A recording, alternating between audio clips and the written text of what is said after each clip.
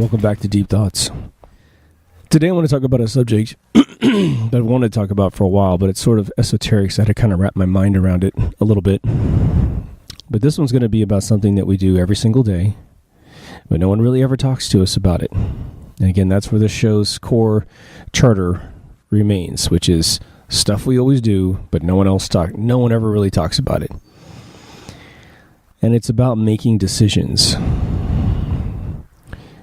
We make decisions all freaking day, every split second of our life. I mean, it is quite frankly the most amazingly regimented thing that we do, from when we get up out of bed, how we get up out of bed, what do we do right after we get out of bed, how do we handle our rituals in various areas of the house and work, and how do we drive to work, and do we make the phone call, and do we send the email? I mean, like, it's constant. And the trouble is that the more we get overwhelmed by the sheer number of decisions, the less effort we typically put into or can afford to put into the quality decisions that we're making, right? So I want to break down sort of the different types of decisions that we make. There are various levels of severity, and see if we can't do something to maybe increase the more important ones.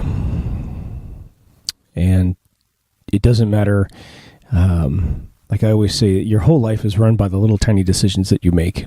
The tiniest decision that you make is the one that changes your life forever. And, you know, the ones that you sit down, you super duper contemplate, you'll find in the end, those don't hold a candle to all the little teeny ones. You know, it's a death by 1,000 needles is sort of how the little decisions stack up sometimes. So what kind of decisions do we make? Well, the human body is an interesting metaphor that you can compare to decisions. The human body has an autonomic system which runs your whole body, right? You don't have to concentrate on your heartbeat. You have to concentrate on any of your blood cells, any of your mitosis, or any of your metabolism elements. You don't have to really concentrate on any of your neurons firing a particular way. And everything's vitally important. It's equally important. Now, we can sever an arm and keep living. We can sever a leg and keep living. We can just break a bone and it'll heal. But there's certain vital organs that if they get damaged, we're done. We're absolutely done. And I want to suggest that the categories by which we make decisions sort of fit into that metaphor. When you're a little kid, you're barely conscious of anything that you're doing, right? You're sort of this amazing feral creature, sort of exploring the world. And as you bump and scratch yourself and push the boundaries of your behavioral training from your parents, you either get disciplined or you don't. There's a lot of philosophies on how to discipline a child. Some parents believe that if they ever discipline their child, then they've cut their child's balls off and they don't grow up to be aggressive people. Coming from parents that were extremely strict on behavior and essentially in the element of being polite and being, I guess I don't want to say sophisticated. I mean, they definitely taught me how to do that as well, but they were, I wasn't able to ever act up in a restaurant, right? My father tells a big story that I cried once at a restaurant. And I must have been about 2.5, 3 years old. And he just took me out back and spanked my butt and said, "We done?" And I said, "Yes." And we came back inside. I don't remember this at all. And I behaved. And, you know, it's funny because it's sort of like when I had my kid, she was also a behavior. We didn't have to do much to her. We just taught her how to behave from the very moment she was born, instead of waiting for her to become out of control and then trying to discipline her later, which would, I think, in my opinion, confuse her even more. Because I made it okay for her to do whatever she wanted up to that point, and then all of a sudden I clamped down. So instead of making it a disciplinary action, I made it a, hey, nope. It was like she's walking a straight line, and I just was kind of like the blinders. Nope, yep, nope. And it was just pleasant the whole time. And Dad was just this cool guy that protected her, and that's the way it works, right? So that's sort of how my family did it too. And again, I was a pleaser early in life. If I was ever anything else, it was always outside of the family paradigm. So when I acted up, it was always kind of by myself. But the reason I mentioned that early childhood is that we go from this sort of nebulous chaotic creature that's just trying to figure it out, And again, if you subscribe to a soul and a body, then you obviously have this soul that has lived in the universe, and I don't mean religious soul, just your spirit energy that is sort of boundless, right? Maybe boundless by time, maybe boundless in every parameter, and it's just beautifully exploring the universe, and it can't hurt anything. And so it's just looking around, all of a sudden it attaches to this form, which is us, and then it's got to figure it out. Who knows how it works? I'm just saying that, that we grow up and we start slowly making conscious decisions. But when do you make a decision to make a decision very specifically? Because we're instinctual creatures at first, just like all the bugs in the world. We're just essentially trying to survive. And as our hormones kick in, we're trying to procreate. I personally believe that the second you make automatic decisions that eventually result in a negative is the moment that you immediately try to make a better decision. So, for instance, you might effortlessly, like when I was a kid, I was 3 years old. I remember this quite vividly, like it was yesterday. And I saw a bee climbing on a little plant, flower in front of my daycare. So the flower was cool, and the bee was cool, because bees are always drawn as your buddies in kids' books. I had no idea this thing was a threat to my safety, right? And consequently, I didn't know if you breathe on a bee, it gets pissed off and stings you because it thinks it's being attacked, right? So I grabbed this bee, and I let it crawl on my finger, and I'm just staring at it. I'm like, oh my God, this is the most amazing thing I've ever seen.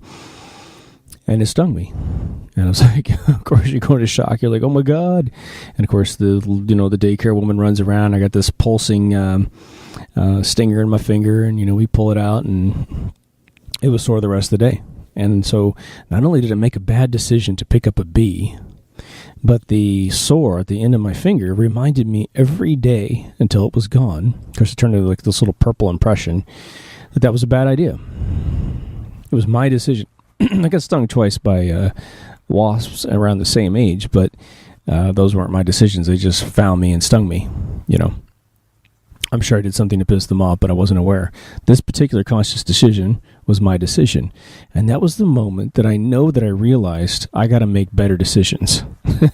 And I need to be more informed about better decisions, because part of me subconsciously understood that no one had taught me about the threat of a bee. But here I am picking up a bee. Right? So that's where it all started for me, in my opinion.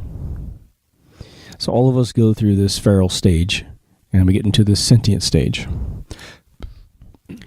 Now, I think the number one kiss of death is thinking that every decision that we make or that a bunch of decisions that we make don't really matter. We don't really need to make heavy decisions or heavy due diligence on certain decisions, like figuring out the risk of certain decisions, before we make them. And of course, there are small things that don't really matter. And then there's, I'll give a logistical example, but the other one is, the really super important ones, that control your destiny. But let's say that you have a bathroom ritual, and I'm just going to use this as a ludicrous example on purpose. But let's say you do a certain regimen of how you set up your bathroom in the morning, how you use your bathroom, how you break it back down to get ready to go to work. You want to clean everything up. And you haven't really put much thought into it. But let's say that you're trying to scrape every second of time out of your life, so you can do it. And I don't recommend doing this too intensely, because you will get to the point you stress ball yourself up and you give yourself cancer from being too anal about things. But once you set something up, that's you then can exercise that routine, and it's stressless, right? So you put a lot of due diligence in at the beginning, and then it just becomes effortless afterwards. If you make a bad decision about how to set that whole situation up, maybe you eat up 3 to 5 minutes that don't need to be eaten up because of the way you pulled it off. Now, maybe that makes you more relaxed and happy. That's the reason to keep it exactly that way, and that's the benefit of your decision-making process. But if you're like me and you don't really care about your bathroom ritual, but you just want to get it over with as soon as possible, then you're going to shave off various stages. Where do you store things? Do you put things in 4 or 5 layers of cupboards, or do you just keep it on the top in some little bag so you can get to it quick, use it, and get out? All those tiny decisions in that ritual will determine how much it consumes, right? And if you make a weird decision, then you add that up times 365 times a year, and you see how much time you've actually consumed out of your life that maybe you'd rather have put someplace else.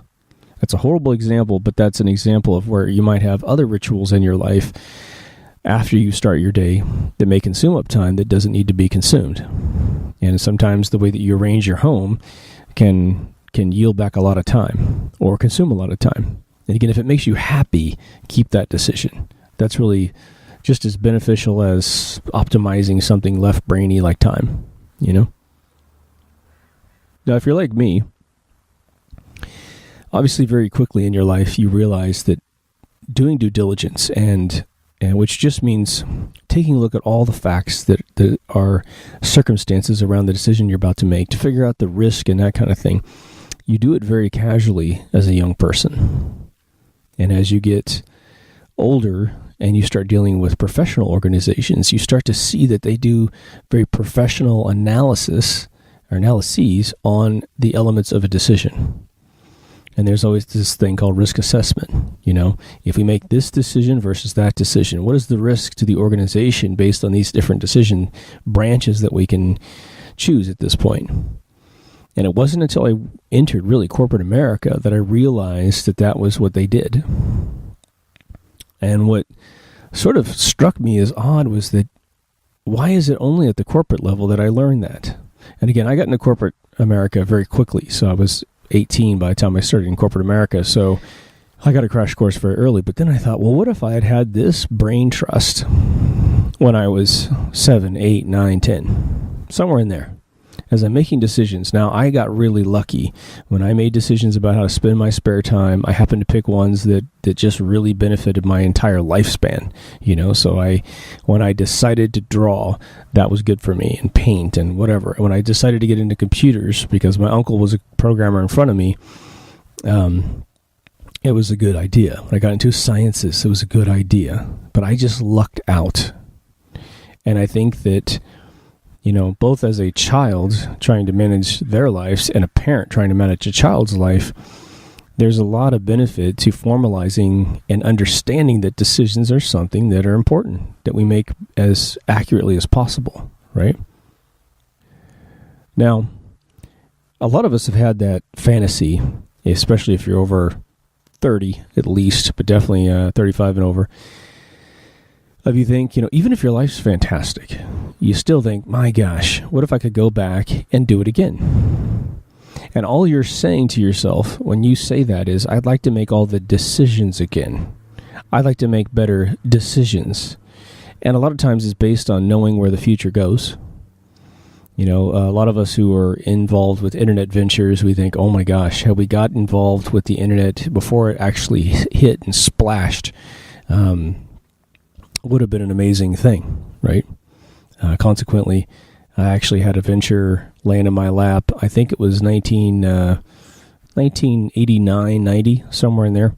And a guy came to me and said, there's this new thing coming. And he didn't call it the internet, unfortunately, but he said it was a network of computers that are going to be around the world, and people are going to start selling things. And he had all these businesses set up. And I just happened to be living with a family that was unbelievably wealthy. They owned a giant forklift company. And they created the company from scratch. And I brought the whole venture to them, and I said, look, I'm a computer guy. Not only can I get these computers and create services on them and connect them to all the other computers, but we can sell items, and there's a bunch of vendors all ready to go. The banks are ready to take money through this network and all this other stuff. And they simply said, well, we invested in a steel company 2 or 3 years ago and lost all of our money, so we don't invest anymore in anything. I got in at the ground level of the internet before HTTP protocol was really circulating around, but I would have been involved with the modem call-in base stations for local network connections, and would have been able to sell items through this service. And it would have taken a few years to mature, of course, but Amazon was selling books in 1993, right? It's funny how that happens. But again, I would try to go back and convince them to make a better decision. I was a child trying to pitch this to them. I was probably 19, 20 years old trying to pitch this to grown adults, and I didn't have my due diligence and obviously wherewithal about where the internet was going, but the internet was going to exist. The internet's been around since the 50s and early 60s technically, but it wasn't until 69 they really gave it off to the universities, and we know it as the internet, But the whole fantasy about going backwards is interesting because it's almost a rhetorical lesson for the now. Man, it's interesting. We often think that what we're in right now is the toughest thing we've ever been in. Sometimes, and of course we all can sit around and rationalize tougher times in the past. But the mind, because it doesn't want to remember the past, writes it a blank check and gets rid of it. There's a Twilight Zone in the 4th season about a guy that's a toy designer, and he's just a little boy in his brain. He's a grown man. He's like 38 years old. But he's a toy designer, and he just designs toys, but he's a child. And sort of where the movie Toy came from. And with Tom Hanks. Big. But he's in this Twilight Zone, this guy's a kid, and he keeps reminiscing about his childhood and how great it was when he was a kid. And he keeps going back to his neighborhood where he was a kid, and all of a sudden he's back in time. And he's watching all the little boys he used to play with and watching all the grown-ups, and he's interacting with them, but it's always the same sequence. Every time he goes back, every other night or so, it's always the same sequence. And he always drops his watch, and the little boy brings his watch back to the future. It's really weird. His wife always answers the door, and the kid goes, he dropped this. And the wife thinks her husband's crazy until this kid just keeps coming back right at the same time every day. But she's still in denial about the whole Twilight Zone experience.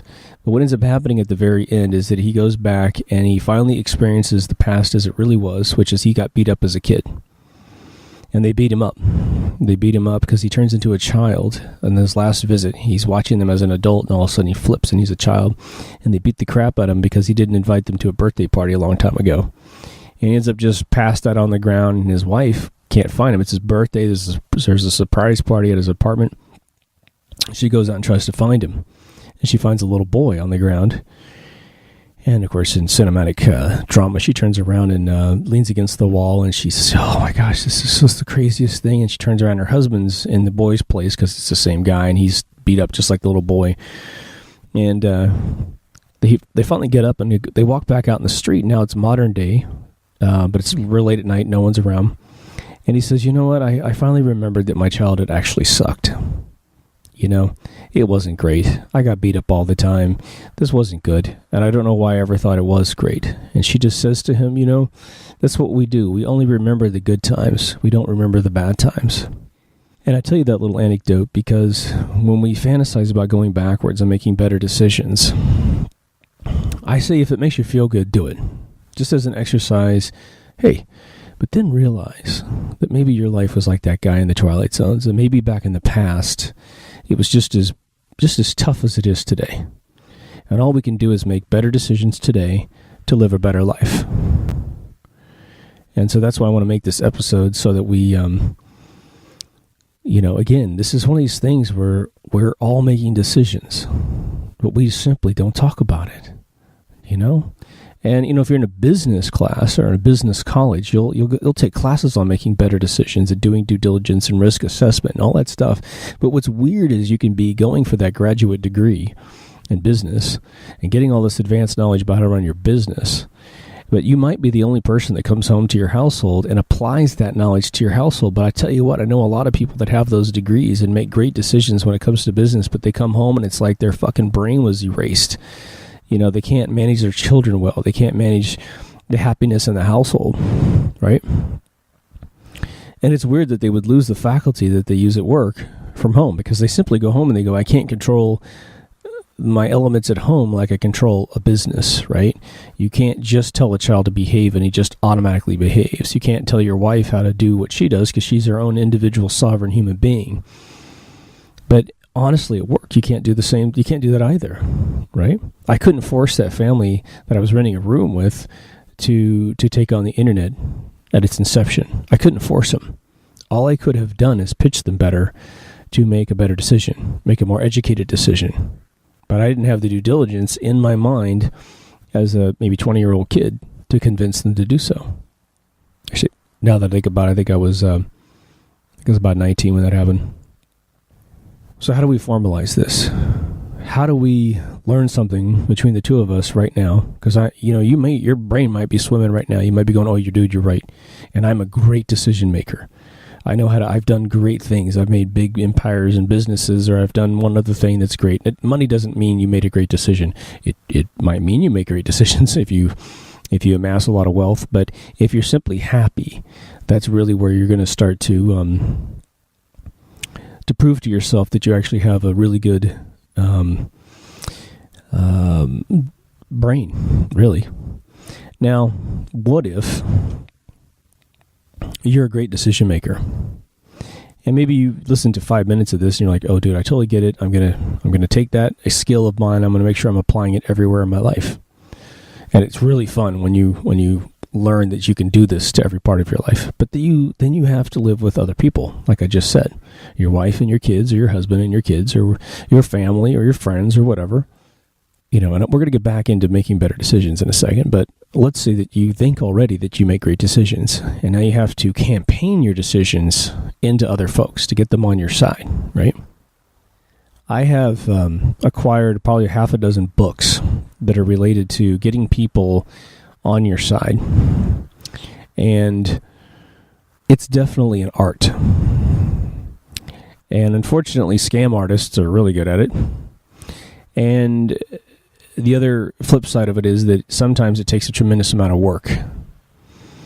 And this is where your empathy gene is going to serve you extremely well. I've said on previous shows that I actually had this bizarre email relationship with Steve Jobs. And I just started approaching him in the mid-90s before he jumped back to Apple. I was actually emailing his Pixar account at the time.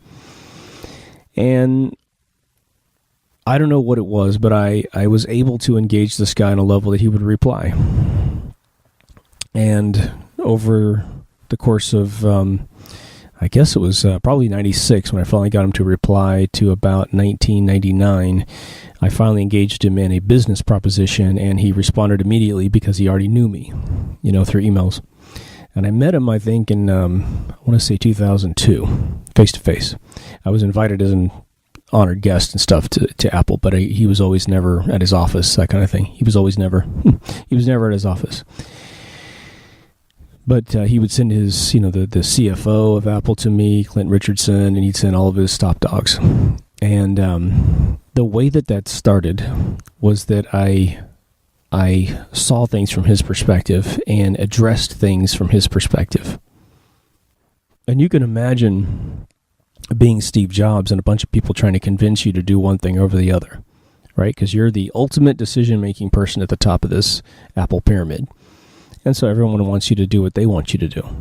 And there's maybe, like when Apple was, in 1995, Apple was so screwed up as a company that you could sit down for hours and listen to people lament about what needs to be fixed first. And I'm willing to bet that everyone could make a case for virtually every part of the products that they were making, from the operating system to the hardware, to peripherals, to relationships, to licensing, to where they should go after they fix all these problems. We should start designing the future right now. I mean, it could go on and on forever, right? And so my decision was to engage him on a level that was sort of subtextual to all of those requests. I thought of, obviously I had ideas about where Apple should go, but it wasn't anything profound. And the first time I ever got him to respond was he had taken an interview. Actually, no, he showed up to the Apple show, I think, in 1996, when they sort of brought him on stage. Gil Amelio brought him on stage, and he did the famous presentation. Everybody was just crazy over the fact he was going to potentially come back and run this company, and which was exactly what he did. But he took an interview after that. He got off stage, and they were asking him questions, and he was recorded by a lot of the local magazines as being very cantankerous and swearing a lot and just speaking his mind. And I think he was utterly valid in doing that, in terms of he was showing his genuine nature and his frustration and his disgust for where Apple had gone, because the entire time he had to watch it from the sidelines from 85. just make one bad decision after another and give everything up to Microsoft, right? So this sort of started making a buzz around the industry, right? The internet was just budding. And so I got a little bit concerned that was going to be his return mantra, that he was going to essentially become a cantankerous old fart and that no one was going to want to listen to the guy.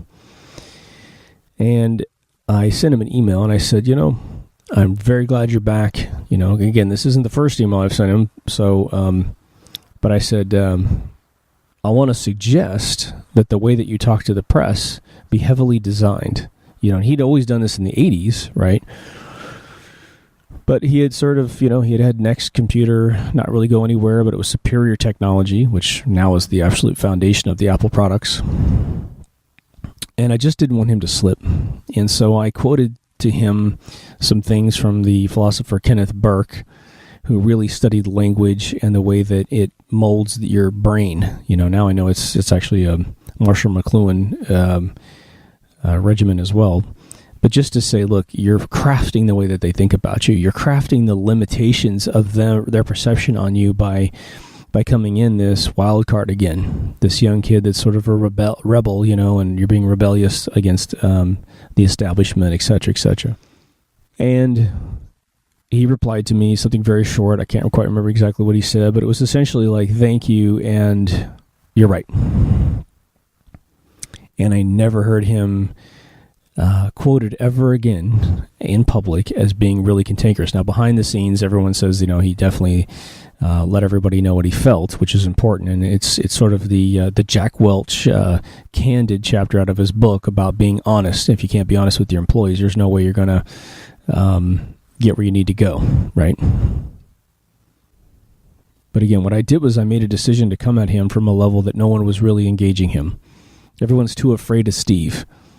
The people said that if they rode in the elevator, they didn't know if they're going to have their job by the time the doors opened. And I thought, well, I'm not employed by Steve. I have nothing to lose. And as long as I'm fair and just and empathetically try to feel like, where does he feel the most alone in his life? Because he knows he's flawed. Everybody knows they're flawed. But no one was willing to engage him on that level. And I'm sure his family was just trying to provide support. So I might have been one of the only critical voices that was constructive in his life at that point in time, which is maybe how I penetrated the veil of communication with that man, right? And it really paid off later in life, So when you make decisions, or you want to make a decision, or you want to change something in your life, and you need to have folks on board, I want you to really study how the other person is being engaged constantly. Now, you may be a person that nags the living crap out of your family and friends already. And so your best bet is to pull back, almost go dead silent, and just be a positive spirit in their life. And reverse their perception of you as being that person that's always applying pressure in a way that maybe, even though it's right, it might be it's too much. Like they need time to grasp what you last said and make a better decision based on what you last said to them. And if you come back with another idea and another idea and another idea, you're just this pounding force in their brain that won't be inviting, right? I've had buddies of mine, you sit around and you talk about the opposite sex, if that's what you're attracted to, whatever you're attracted to. But they would say, like a couple of my buddies that were back in our 20s, they were like, I never can get the girls. And they were like, I don't know why. And I said, well, tell me what you're doing. What decisions are you making that is either not working or working? And what I discovered with my buddies is that they would operate from a perspective that's only their perspective, what they want out of that person. The best piece of advice I realized that I could give these guys is I said, look, at the end of the day, when we survey our life, we try to figure out what was positive in the day and what was negative in the day.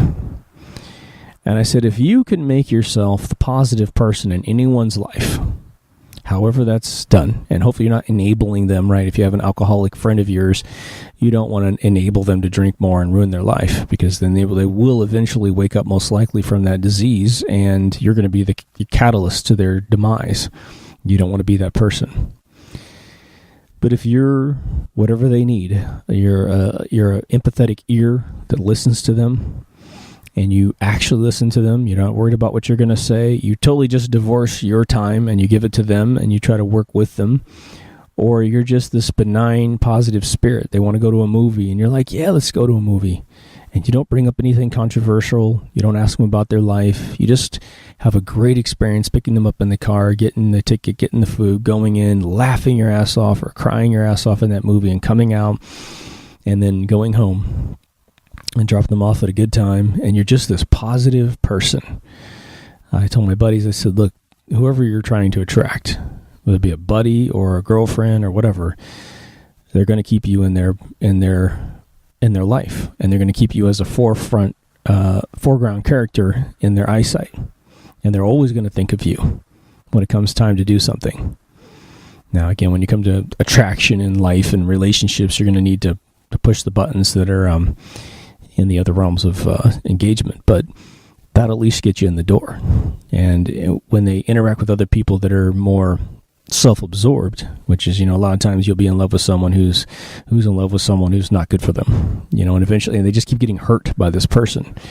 Some people are masochists, and they like that hurt all the time because they like the chemical dumps in the mind that negativity brings them. You would have to be one of those abusers to attract that type of person. But if you're a normal human being and you just want to have a good, positive life, that's the way you do it. What can we do day to day to make better decisions? I'm going to tell you that the best thing you can do is look at all the other decisions you could be making. When you write a screenplay, for instance, it's a massive example of how you should run your life. And that's why I always tell people, if you can ever go see Robert McKee, MCKEE, his writing class, which is pretty damn expensive nowadays for most of us. It's about $800. They have a reoccurring discount if you go. I think it's somewhere around there. You'll learn a lot about life because you're always writing characters making decisions. That's what a character does. The way that you define a hero is what your hero does under pressure, the decisions they make under pressure. But you know very well that when you make a decision, all right, there's that thing called instinctual decisions. People say, follow your gut, always follow your first decision. Maybe you can. If you're racing a race car down a track, you don't have time to take a moment out of your life to whether or not you should pass them or cut them off or do whatever. You have to follow your instincts constantly. There are some things where you don't have the time to make decisions. If you were skydiving and there was an accident or something, man, you've got maybe two decisions you can contemplate before you make the right one, and you do whatever you got to do to get out of that peril situation, right? But if you have time, and most of us do have time in our life, you want to start to analyze everything that could happen. And the reason why I mentioned screenplays is that what we're supposed to do as writers is you say, well, I had this vision of a film, and the hero does this. If you do not go down every other branch, and every other branch of every branch, right, that character could have made, instead of the one you arrived at the screenwriting software thinking about, Hollywood's going to eat you up alive. And you won't usually find the best story that you're looking for. Maybe your premise is fantastic and your story idea is fantastic, but if you would just contemplate every potential decision that this character could make, within reason, of course, you won't find the best story. And that's your life as well. So how many times have you made decisions, split-second decisions, that affected your life for the rest of your life? And I don't mean cataclysmic things like you stepped off of a curb and you got hit by a car. That happens too. But ones that you actually, there's no pressure, man. You're sitting at home in your front room, you're sitting wherever the hell you're sitting, and you're just making decisions. Like, well, I got to make a decision. And you don't contemplate even two ideas before you make a decision. Walt Disney was famous for asking people to illustrate things and say, okay, you're responsible for making this particular character. And people go off and draw that particular character, and they bring it to him. And he was famous for saying, they'd say, well, what do you think, Mr. Disney? Is this good enough? Just kind of roll with this? And he said, well, it's really tough to make a choice when there's only one choice. And they all of a sudden learned a big lesson from him. In 2 seconds, they realized he needs choice. He needs 5 choices. Whatever. He needs more than one choice to really figure out whether or not it's the best idea. Because he learned the hard way of making one character and going with it, and it not being the best choice. Again, Mickey Mouse was not his first character, right? Now, the other thing about making decisions is that we get myopically focused. We hone down and focus on one decision, and that's not bad. But let's make sure that you have a full perspective of your life when it comes to making decisions in general. The unfortunate thing about us humans is that we actually tend to ignore life and decision-making processes until we get ourselves in a pinch. And then all of a sudden, we have to make better decisions. For any of you who've ever overdrawn your bank account, you know exactly what I'm saying. You weren't paying attention to where you spent your money until you get that little notice on your telephone that goes, hey, you're overdrawn now. Or you try to pay a big bill and you can't do it. And then all of a sudden, oh my gosh, and it almost gets exciting where you're like, okay, I can't do this, I can't do that. I'm going to eat top ramen every single day, and I'm going to buy regular gas instead of premium gas, and I'm not going to go to that party because it's 80 miles away and that's one way, and it's going to be 160 miles round trip. It's going to eat my tank up, which means I'm going to fill up my car, blah, blah, blah, blah, right? Let's not wait until we get into a state of disarray before we start making good decisions. Now, everything I'm saying, I expect it to go into your mind, and maybe for a few days or a few weeks, you make this part of your regiment. I expect you to forget, and then I expect you to get bit, and then I expect you to come back to it. That's natural. Don't beat yourself up, right? You might even go, God, I just listened to that episode on making better decisions, and I wonder if I made a bunch of bad decisions, right? Don't worry, it's life. It's one battle at a time, and every day is a new battle, which I like to be careful saying that because that sort of sets up your day to be negative, but it's truly just a process. And we're silly if we feel guilty about life, because life is just chaotic, right? So if you've done any type of motivational courses of any kind, you will undoubtedly have someone and it depends on how old you are, but someone's told you that if you think your life is in complete disarray, one of the things you can do to your life to make it feel better is to get a pad and paper and start writing down everything you think is horrible about your life. And I mean everything, just in a list. And the challenge that most of these guys will say is that you'll really struggle to get to 10. But if you are asked before you do the exercise how many horrible things are going on in your life, you're like, oh my God, dozens and dozens. It's not true. In the end, there's only a few things that are really horrendous. Now, you might get to 10, but study your list to see especially if you prioritize it or what you think is the most horrible thing to the easiest thing you need to fix. I'm willing to bet around 5, you've started to dial out to some pretty elective stuff, and it's not the end of the world sort of thing. And if you have 20 bills you can't pay, that's not 20 things on your list. You simply say, I need to pay 20 bills. I got money problems is really where the big problem is, right? Now, definitely there's bills that you need to pay first and bills that you can put off. So, what I would suggest you do before you run into that problem, if you're in that problem, do that exercise and you'll find it really helps you out. But if you can write down everything that you want in your life before you get into a problem. Again, the list will be actually fairly short, and that's fine. My gosh, isn't that great if you could just say, I only got one thing on my list because I only want to do one thing. Then you're balling because you can focus all your energy on that one thing. Now, most of us have multiple things, right? Don't be surprised if, the major ones are just 3. Again, that's great. And again, I want to encourage you to go back on my regiment of self, family, work. Those are your 3 categories in life that you need to manage with your decision-making process. And the most important one is self. Because without self, you can't engage those other 2 hemispheres very well, right? So if you're not the shape you want to be in, then engage self. Because everything else will get better the more you feel better. And again, let's say you're 50 pounds overweight or something like that, or you're actually perfect size, but you're just flabby and you want to get back in shape. just a couple visits to a gym, a couple visits to maybe not eating bad, and you just work out in your house. Again, I work out at my house. I've been to a gym a few times in my lifetime, and I really don't like them. But believe me, I've gotten seriously ripped right here on this patio in a matter of 4 months. And I go in through regimens. It's wintertime now, so it's a little harder to work out here, but I still stay on it. But when I am kicking ass and taking names with my health, because it's a priority of mine, I feel great. And everything else is sort of like, I'm going to be able to do that.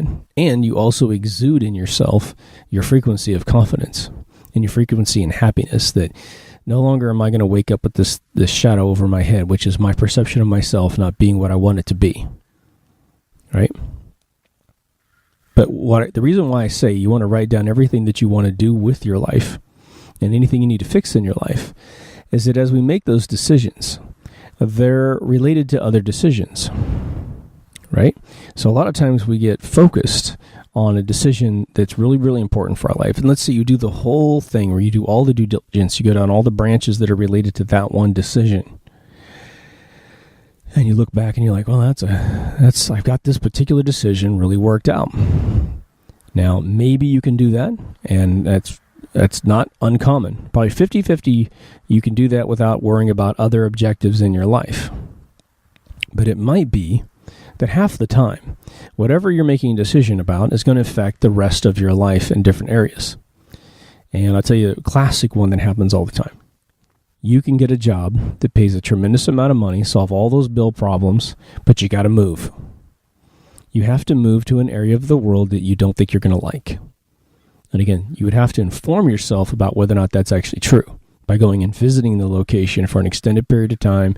Nothing else, stay at a friend's house in that area. If you can't do that, get a week rate at a motel and stay at that motel for 7 days straight. And drive around, eat at all the restaurants, feel the temperature. If you think you're going to live in a particular neighborhood, go and visit that neighborhood in the morning, in the afternoon, in the evening, in the middle of the night. See if it's quiet, if that's what you want. See if it's a party block, if that's what you want. Get yourself informed as much as possible, and then maybe the decision isn't so hard to make. I live in Southern California, and I can tell you right now, if I were to pick up everything I own and go back to the Bay Area in Silicon Valley, I know that whatever I'm making in Southern California, I can probably make twice as much money in the Bay Area. But I lived there for 12 years. I know the area very well, and I have a lot of opinions about that lifestyle and that cost of living that I simply do not want to live there. And so I've probably had in the last 2 years offers to make a tremendous amount of money up in that area. But I simply said, well, at most I'll commute up there. Just cover, and as part of my salary, either pay me enough that I can handle it myself or make it part of the travel regiment. You can write off all the travel so that I can fly up in Monday morning and stay maybe 3 days and then come back for 2 days here. Worst case, I fly up for the whole week and come back for my weekend because it's a little half-hour flight, little jumper flight. I got a great airport down the street. And if, actually the person that offered me the last time actually resigned out of the company, and I didn't know he was actually going to be doing that. So when he left, I pretty much closed the door on that opportunity. But I made an informed decision. And so, you might be making decisions and you're married and you have children. Your children have friends in their neighborhood and great schools, and your wife has a job and she loves the area and you just know where all the grocery stores are, but then you get this job that might pay twice as much money. And there's a tremendous impact psychologically picking up everyone and moving. And I was a kid that was moved around quite a bit, so I can speak from experience, right? Now, sometimes I hated moving, but in the end, when I sit here and talk to you, I know that my entire life I've been not afraid to travel the world, especially America, and I've never had a problem making friends because I always had to make new friends, right? And I got lucky because I started out in my parents' hometown after we came back from Germany. Started out in my parents' hometown when I started waking up and becoming sentient. I got my chops, probably got to about second grade. And then I moved away to another little town in Kansas. And then I moved to Massachusetts. And then I moved back to Kansas. And I went back to my little hometown. I got to finish up high school, junior high and high school in my beautiful little hometown.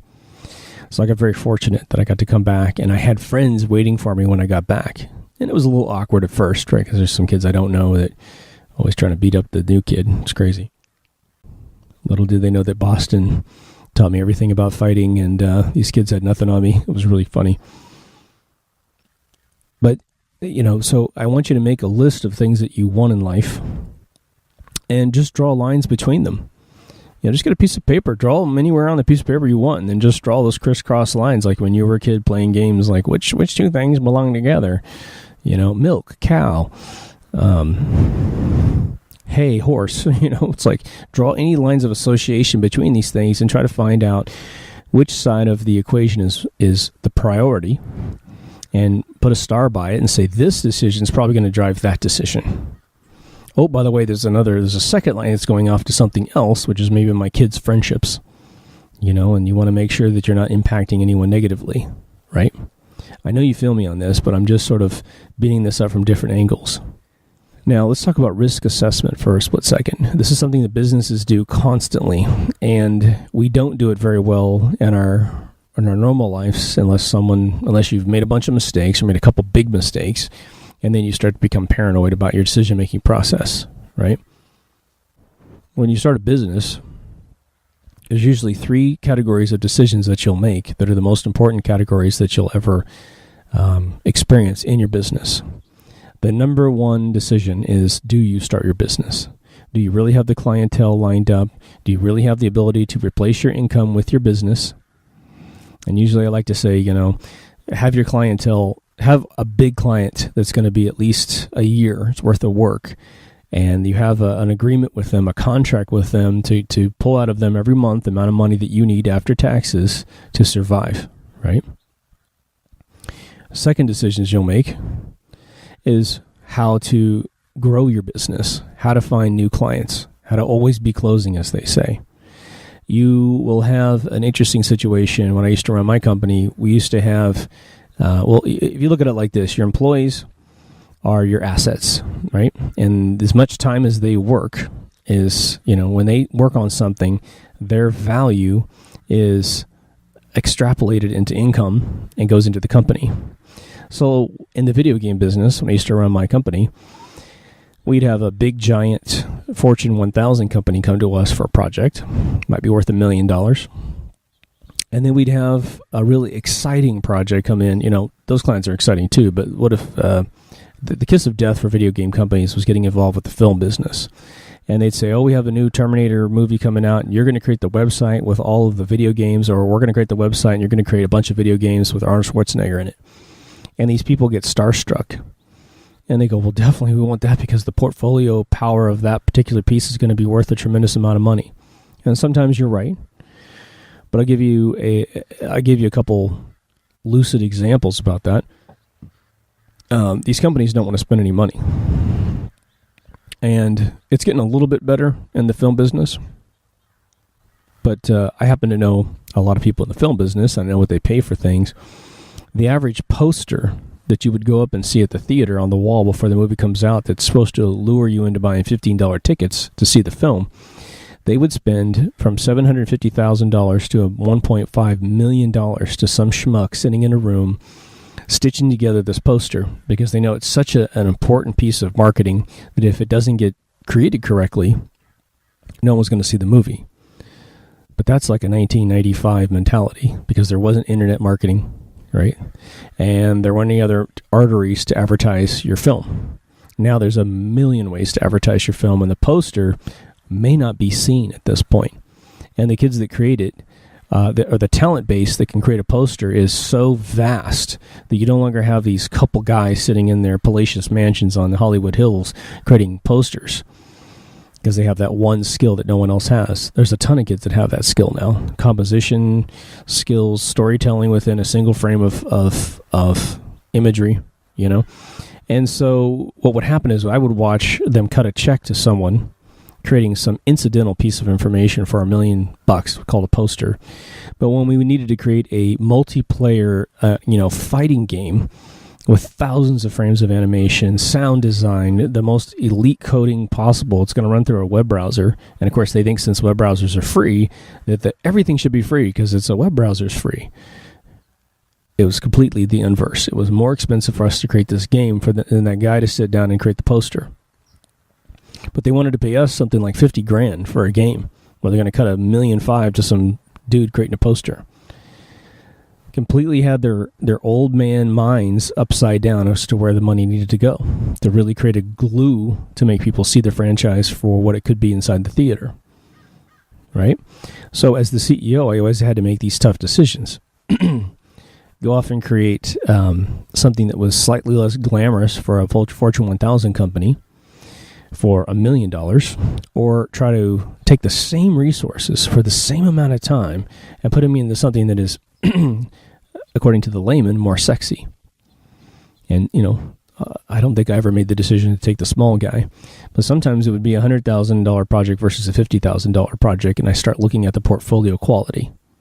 Sometimes people want to pay us a tremendous amount of money for a throwaway, where it was something extremely ugly. Like they would say, we're not letting you draw the video game. We want you to put together our artwork to be a video game. And so we knew that as soon as it went out, we couldn't claim the art portfolio. And as soon as you don't create the art in a video game, you can make it function beautifully, but no one's going to want to use your services because they think you make bad decisions, So I've actually pulled out of projects because they're going to be ugly and unusable in our portfolio. We couldn't claim that work. So in terms of the algorithm of always closing new business, I knew that I was going to have a sort of a vacuum in my ability to say what have we done lately, because we can't show off this project that might take 8 months, and because when you work with novices, it usually takes a lot longer than they think. Right? And time is money. So when you bid that thing out, if you don't bid in the cushion for them being novices, you'll end up eating money and you'll end up paying them to take the game off your hands. It's horrible, right? The other one that I've had to do is that I get involved with the company. Usually I'm working with their CEO because I was the CEO of my company, and I would start to figure out who the partners are. Where's the money coming from to pay for this venture that they're buying from us, right? And under one circumstance, I had a client for about 4 years, and they kept losing their CEO, and they kept getting new partners and new investors. And there was a point where actually I needed to get the cash from this company. I really needed to make payroll and rent because it was during the 2008 crash, in 2009. And the company came back to me and had this grand vision, but they weren't going to let us draw the artwork. All right. And we started doing conference calls with this company, and they started bringing in these guys and said, this guy's a total expert. He's the greatest at video game, blah, blah, blah. I was like, if I don't know you, you're not the best, for damn sure, right? And so I started looking up these guys' portfolios on LinkedIn, on Facebook, looking them up on all the credit sheets all over the internet, and I realized these guys are nobodies. All they've done is they have blown smoke up the ass of all the investors, and they're the same age, which is old, and they were going to take this company down. So I actually pulled out of a project that I had actually closed the deal. I designed the game and closed the deal and had the resources available. And I simply called the CEO and I told her, I said, you know what, I'm going to pull out of this project because I think that you're going to run out of money before I'm finished, and I'm going to be owing my employees money, and you're not going to have it to cut me the check. And of course, this woman who was the CEO at the time, she just said, I don't totally disagree with you. She said, but the investors have made a stipulation in the money that we have to use these dinosaurs to get the game done. And I said, well, I think your company's over. I think your company's done. And within 2 months, they folded. And this project was a 6-month project. So I avoided a horrible decision for my company by doing the due diligence and figuring out who are the players in this equation. And I saved myself a lot of hardship, Now, I've also been duped by people that had spent a lot of money with me over years. My last client spent probably around $600,000, just shy of $600,000 over 4 years, which for this individual's company was very small, and that was a fair amount of money, but we did a massive amount of engineering that had never been done on planet Earth, liaisoning with a lot of services in the stock market industry. And he routinely was late on his payments, but he always made his payments, no matter what. In fact, he took like 6 months the very first time he racked up an $80,000 debt with me. But we had a lot of money coming in from other areas, so we were able to float him on his debt, and he eventually paid us off. And then he came back with several $100,000 fairly consecutively, right? He might be late 30 days on his invoice, but he always paid. So at the very, very end, we got the tool, this game, to a really cool level. And he asked me for a float. And his monthly nut was about $40,000. And I had asked everyone involved with the project to work at a 25% discount, saying, look, if we get this thing where we need it to be, it's going to blow up and we're going to be sitting pretty. And so all my buddies gave me 25% discounts. Well, it turned into a 2-month float. So I was into it for $40,000 worth of gross profit, and which I have to say about 80% of that was my nut. Before I paid for the rent, before I paid for the electricity, before I paid for everything, benefits and that kind of stuff for my employees, I was out 80% just in their payroll alone. And so I started putting the pressure on the guy to settle up the invoice, and I finally had to tell my folks, don't do any more work for him. And this was our last huge client at the time, because the internet had, the economy had totally tanked everybody, and we were going through this mobile transition where the mobile market was so saturated. This was a mobile game as well as an internet game. And he was incapable of paying his debt, and he made a couple mistakes on his end, and they weren't going to cut him a check. And so we ended up having to sign a little deal where I made just a fraction of that money back, and I had to use the coffers of the company to pay off all my employees, and we lost a tremendous amount of money. And at that point, I just said, you know what, I think I'm gonna take a break from this industry for a while until it settles down a little bit. And it's still really chaotic right now. The biggest franchises on the earth can't make money. There's a lot of Star Wars games out there that are eating, every month they're eating hundreds of thousands of dollars in red ink. Because the industry is so upside down right now. And the talent base has really shrunk. You have guys, I don't know how they keep their jobs, but they must be amazing, kiss asses to keep their jobs and constantly create these negative cash flow video games. It's interesting with these promises that at some point it's going to turn black. Well, as soon as Star Wars releases as a movie, it's going to make this crappy game all of a sudden entertaining. It's like, no, it won't. No, it won't. And you're going to just be responsible for driving this company, $2 or $3 million in debt. Good luck on the next job, right? But the other decision you have to make when you're in a company, and I'm telling you this story because you can apply this to your own life, is when to close your business.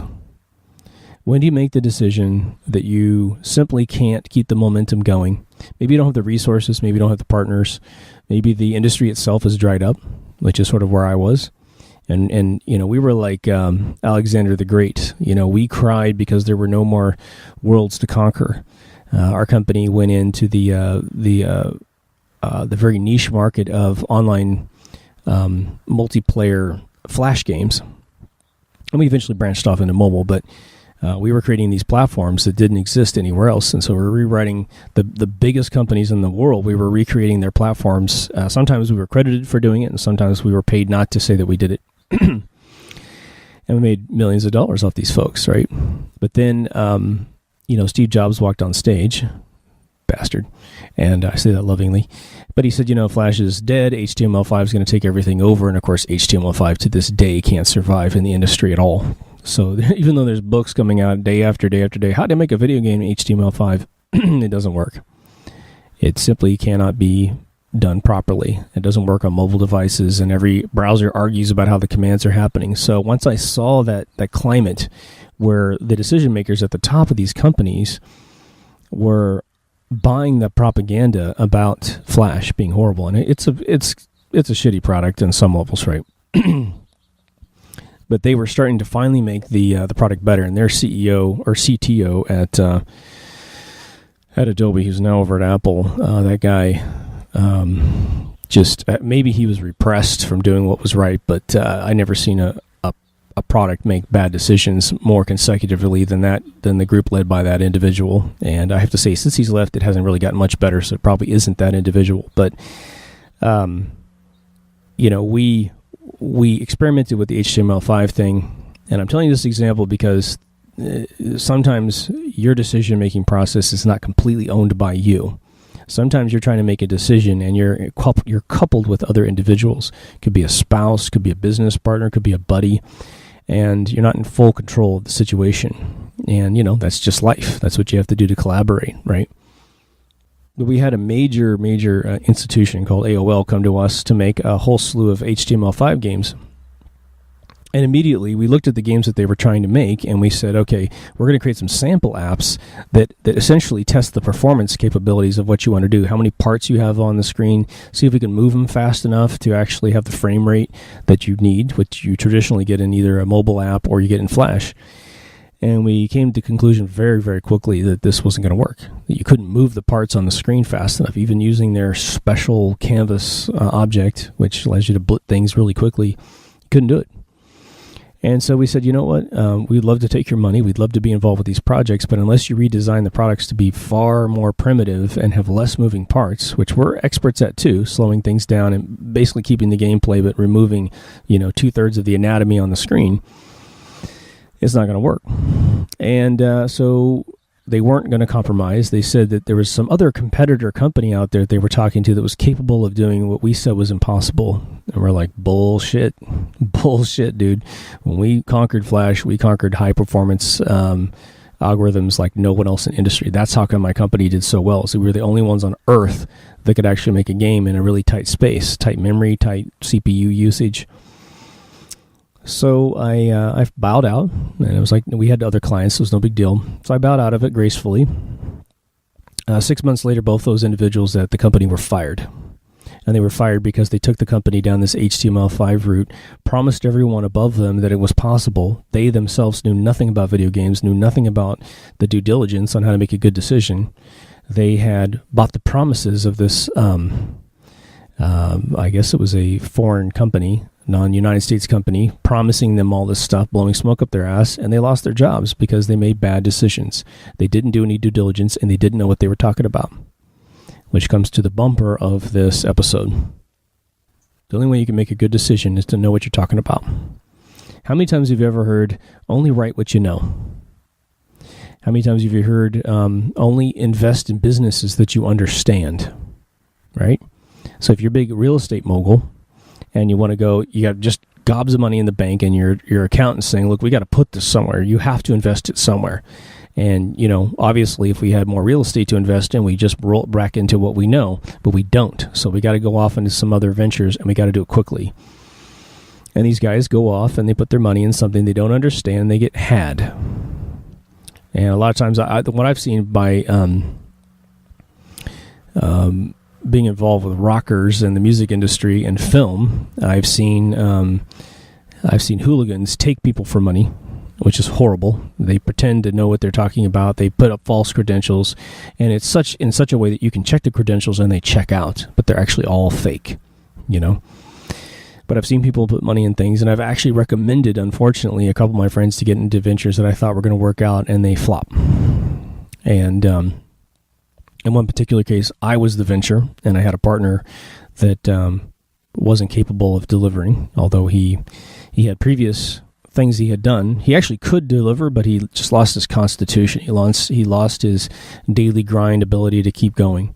And so we lost one of our ventures. Another one was a guy in the film industry who pretended to know what he was talking about. He did have kind of a dangerously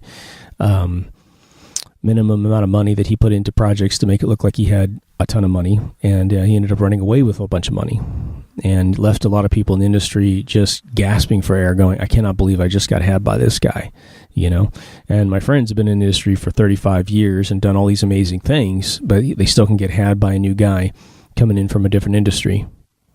So as you look at the decision-making process and the decisions that you need to make, what I want to say is, do the math on how much you understand the paradigm of the decision that you're making, right?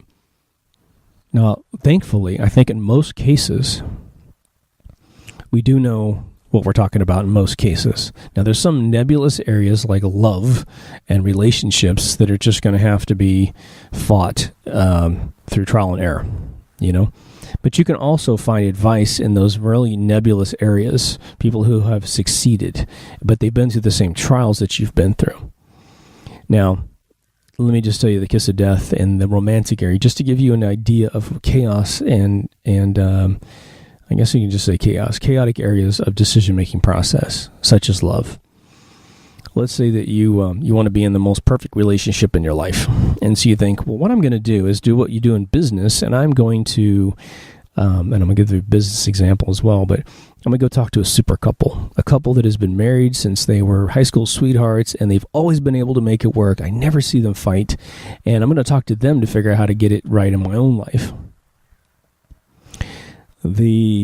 And they might be able to give you a lot of great advice, especially if they've had some trials and tribulations where they maybe nearly got divorced, or one of my buddies had a kid, his first child, and he said, man, it almost made me divorce my wife, and she almost divorced me. It was a mutual hatred for each other, so we were trying to figure out how to raise an infant and work, But a lot of times, those super couples are built out of super couples, like they're compatible people that are amazingly compatible. They think either complementary or supplementary, or they think alike, and they don't really have the daily struggle that you might have with another individual. So asking them for advice is sort of luck of the draw, because they don't know what your struggle's like. Maybe you're directly incompatible with the person you want to actually spend the rest of your life with in your mind, and you're trying to ask someone who has complete compatibility with the other person as to how to manage this other individual. Your best bet would be to try to find someone who had a horrible beginning with like, oh my God, we thought we would never make it work, and we did. And it was this little change in our perspective of each other and our communication style and our daily regimen that made it all kind of balance back out, and it worked. Again, I got no advice in this area that I would say would be worth making an episode about. Just know that one person's success doesn't equal your success in those chaotic areas. Now, business-wise, there's a guy that wrote a book, and I forget the damn name of the book, but it's a beautiful book that goes back and looks at some of the greats in the software industry. And I think it branches out in a lot of other industries, but the software industry is a perfect way in hardware industry where people say, you know what, I'm going to start a game company, but all I'm going to do is copy Steve Jobs. I'm going to copy Bill Gates. Because these guys without degrees were extremely successful. So if I just figure out how they made good decisions, I'm going to have the same success that they have. And in the end, it's not about their decision-making process as much as their opportunities at that era in history, right? Now, what's weird about it is you might convince yourself that it still has value for you, and it may. Usually communication styles are what you can steal from people. Right? Donald Trump is very boom, boom, boom. He's like, what can I do for you? What can I do for you? What can I do for you? That's how he rolls. Steve Jobs was very much that way. Steve Jobs was, I know what I want to do, and either you're on board to help me do what I want to do or get out of my way. Bill Gates, he just fell uphill his whole life. He happened just to be involved with a company that made a bunch of decisions around him. He was the forefront guy eventually, but the guy never wrote any code after maybe 80, and he just had great people under him, and he had a lot of mega corporations that wanted to put Apple down, and so they're like, we need someone else to copy this great idea called a GUI. Look at how Apple's done it, steal it for no money, and make a copy, while Apple's paying Xerox $110 million in stock. So they always say Apple stole it from Xerox, and it's like, no, $110 million worth of stock in what, 79? Tremendous amount of money they paid for that, the privilege to use a GUI. Opportunity is a huge part of your success model, and that's why you probably want to be very careful copying people that have just been in the right place at the right time. Now, you might find yourself in the right place at the right time, and that's the time to move, but doesn't guarantee anything. The only reason why we know about these famous people that have succeeded so incredibly is because they're sort of the action hero in the action movie. They always succeeded. And to give you a little bit of a sort of a survival of the fittest, or maybe even luck, I don't know, algorithm that'll blow your mind, and you don't think about it that often, but this is sort of how those individuals need to be assessed in your mind before you copy them. Let's say we had a sport of some sort, any sport, shooting, playing video games, basketball, football, soccer, football, right? And we have a playoff with 1,000 teams. Let's say we find 1,000 teams to do this. In video game competitions, with the arena competitions, there are 1,000 people. There's more than 1,000 people. And you know that if you do a playoff chart, right, it's usually sideways in a kind of a point, but let's make it like a pyramid. Everybody loses but one person. Eventually, everyone loses except for one person. And it's a miracle that we can recreate that situation anytime we want to hold the arena. So say you have 1,000 video game players, and they're going to play Pac-Man, for Christ's sake. And it's whoever has the highest score on any one given competition, right? There's two machines side by side. One guy's going to play, and one guy's, two people going to play at the same time, and whoever gets the highest score goes to the next final. One person, guy or girl, is going to win every single time until they get the trophy at the top. And we can recreate that anytime we want with any division of labor, any division of anything in life. But we know we've just created an anomaly out of statistics. And that's how a lot of successful people have made it. We talk about them having made all the right decisions. That kid who pops out at the end has made all the right decisions to win at the top. Now, maybe it's just, the guy they're playing next to has a cold and he can't pay attention. The guy's wrist hurts from a previous game. Whatever. Randomness makes some people lose sometimes, but it pushes you up further. And so essentially you're falling uphill. And so when you worship people that have made it really, really well in life, we have to be extremely careful. Did they really, really battle it out? They say Thomas Edison made 10,000 light bulbs before he figured out that the vacuum was important, figured out how much, voltage to push through the filament to not burn it out, to make it last, and et cetera, et cetera. That dude fought his way to a light bulb. He had to pick himself up. Let's just say the analogy is correct, 10,000 light bulbs. Well, he had to pick himself off the ground 9,999 times to continue making a new light bulb until he finally got it. That's a guy busting his balls to succeed. That's a guy picking himself up off the ground. So those are the type of people that we really want to focus on if we want to usurp someone else's capability of making great decisions to succeed. We can't always just say, these guys at the top are always the people that you would admire. Take from them what you like. If they talk in public and you happen to feel more comfortable, Steve Jobs was an amazing stage performer. Steve Jobs mastered what words to say on stage. And I think you'll find that from maybe, the late 70s to the early 80s when he exited the company, he did make great presentations. He beautifully built up a beginning, middle, and end to every presentation he ever did. His presentations of the Apple Macintosh, of other products, you were just on the edge of your seat constantly because he knew how to ebb your chemical flows in your mind, just like a good movie, getting you to the point where you just cried when you saw the Mac talk in its first incarnation in 84, right? Because he was showing you something you'd never seen before, right? When he got to the 90s, he had so refined his presentations through Next operating system and Next hardware presentations where he sort of tanked. He didn't really tank, but he wasn't persuading people to get rid of the other products and buy his product. So by the time he got to Apple, he was like, you got 45 different desktop computers. We're getting rid of all of these. We're going to make 4 computers for the 4 different cylinders that match the demographics of people who buy computers.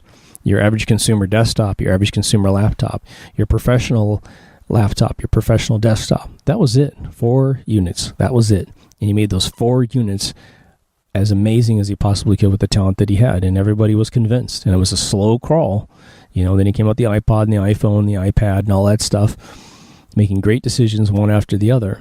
But believe me, the dude labored through his decision-making process to come up with those refined approaches, right? We have to do that with our own life. So to summarize, okay, this is very important because I've just meandered around. I want you to be conscious of the process of making decisions, as infinitesimal as how you get up in the morning to living your entire day. And maybe you're doing nothing more than affirming that the decisions that you're making are fine. I'm good. This is good. I don't have any problem with taking a little bit longer. I like to sit and drink my coffee slowly and have a cigar in the morning to optimizing every split second of your life. It's up to you. Make sure that you also measure your physical reaction to the decisions that you've made, the regimens that you've made. If your decision-making process makes you stressed out, then you got 2 decisions. Ease back or realize that you're going to, just like driving a car, when you first start driving a car, you're really tense because you think you're going to kill someone every split second. You're going to wreck the car and piss off dad or whatever, right? Eventually you don't even think about it. You drive to work and you can't even remember driving to work. Did I take that street or did I have any stoplights? I don't even remember. It's all autonomic.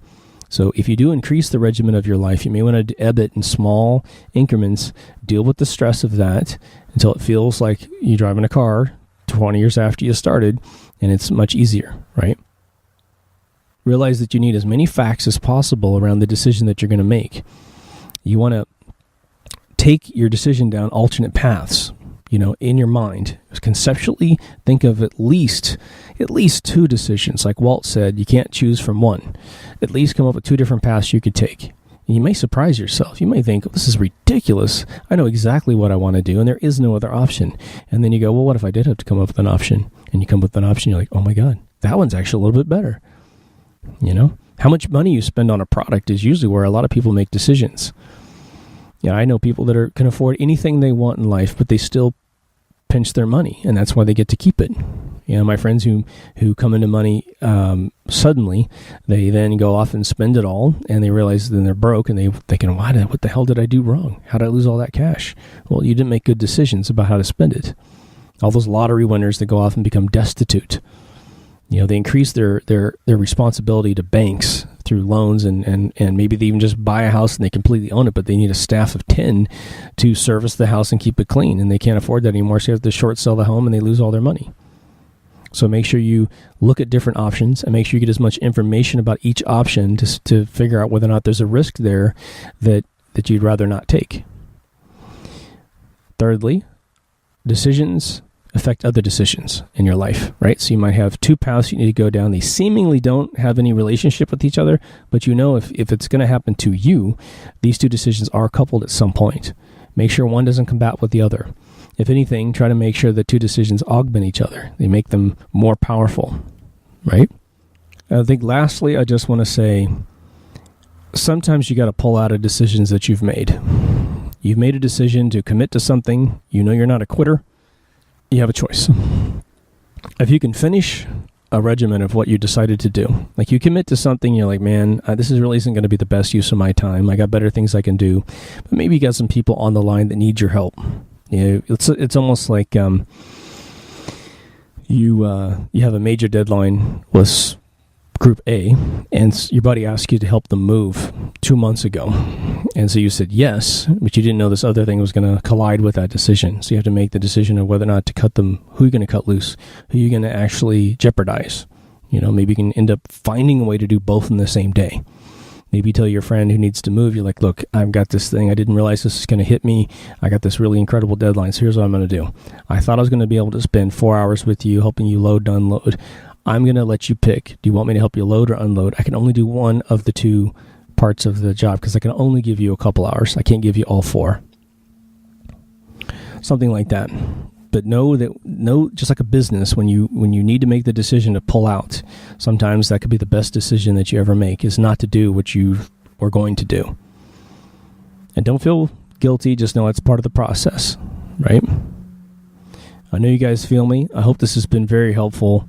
Again, if nothing else, if you just got 5 minutes into this and you realize, oh my God, yeah, I do need to really think about decisions that I make a little bit more than I have in the past. And know, again, it's going to come and it's going to go.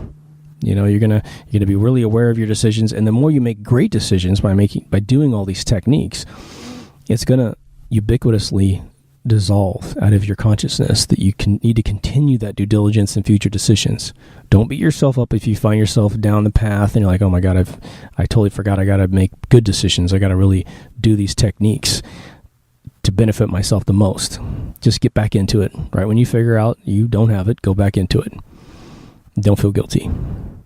Go off and make some good decisions, And if you guys have any advice, always recommend you guys post things down below. If you got other videos or people are doing a much better job recommending this kind of stuff than me, then we're all for it. If you haven't already, go to mkultraradio.com. It's all there. If you haven't subscribed, please subscribe. If you haven't liked, please like. I moved the cigar reviews to another channel. So if you guys are interested in the cigar reviews and you're like, where the hell did they go? You can go to Real-Time Cigar Reviews somewhere on YouTube and you'll find them. That's about it. Take care of yourself and somebody else. Over now.